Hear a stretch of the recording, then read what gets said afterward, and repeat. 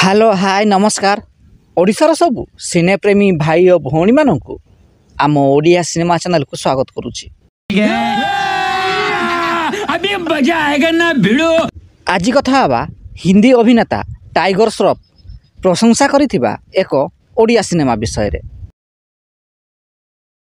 April 11 तारिख रे release होगा जाउची पप्पू पमपम को बहु प्रतीक्षित सिनेमा डस्टबिन।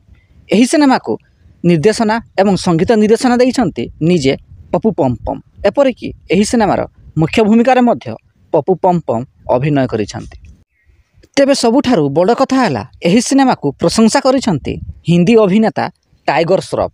पप्पू भाई ऑल द वेरी बेस्ट आपकी अपकमिंग मूवी के लिए डस्टबिन। तेबे पप्पू पमपम को यही सिनेमा को नहीं आपण केते एक्साइटेड अछंती कमेंट बॉक्स रे निश्चिंत जणांतु एवं वीडियो पसंद आसतिले लाइक शेयर एवं चैनल टी सब्सक्राइब करंतु।